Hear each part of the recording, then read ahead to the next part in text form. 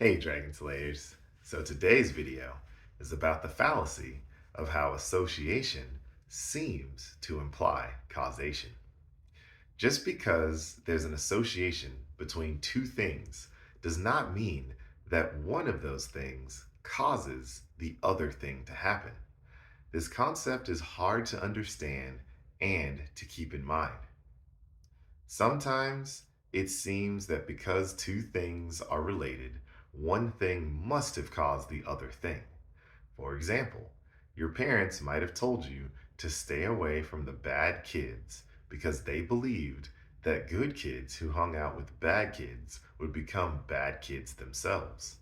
A medical example of this philosophy is the story of HDL cholesterol. Medical studies have shown that having high HDL or good cholesterol levels is associated with a lower risk of heart attack. Therefore, it would seem to be a good idea to give patients a pill to raise their HDL levels. That should decrease their risk of having a heart attack, right? Doctors have tried this, but the subsequent research found that giving someone a pill to raise their HDL level did not lower their risk of heart attack. High HDL and low heart attack rates are related, but raising a person's HDL does not lower his heart attack risk. High HDL levels are associated with a reduced heart attack risk, but they do not cause the decreased risk. Another example is when a patient brings a sick child with a runny nose and a cough to the doctor's office. He prescribes the child a course of antibiotics, and a few days later, the child is feeling much better. It appears to the parent that the antibiotics cured the child's illness. In fact, the viral infection causing the illness would have improved in the same time without any of the antibiotics. Even though the antibiotics seemed associated with the cure, they did not cause the cure. There once was a study showing that swimming pool drownings were associated with the number of Nicolas Cage movies released during that same time period. Even though there was an association between these two things, you would have to be a little unstable to think that the drownings were somehow Nicolas Cage's fault. The number the numbers were just a coincidence. In this example, it's easy to see that the two variables, drowning and Nicolas Cage films, can't possibly be related. However, in medicine, it sometimes is much harder to tell HDL levels and heart attack rates. Dr. Berry would love it if every person on the planet understood this error in thinking, but he doesn't expect that to ever happen.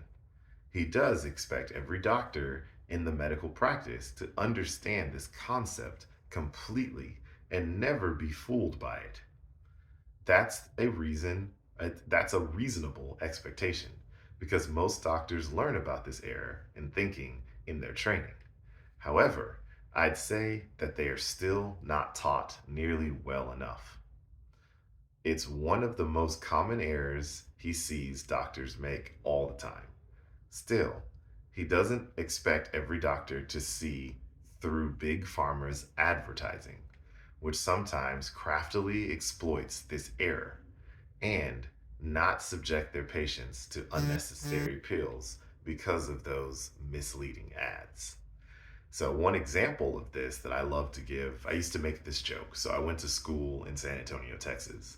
And the joke basically was I would tell people that, that San Antonio, Texas is the most dangerous place in the world to drive. And they would be like, well, how is that so? So, the example I would give is that the United States has the highest accident rate of any country in the world. Texas has the highest accident rate of any state in the United States.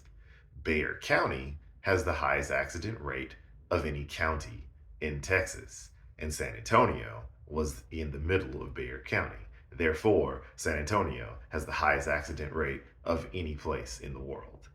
It's not true. That's not how the logic works. But you can see how I use that as a silly example and a joke to show you how you can bend the words and bend the statistics to make it seem like something is associated when it's not associated at all.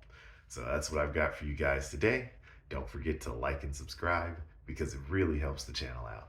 And remember, guys, that together, you and I will slay the dreaded diabetes dragon.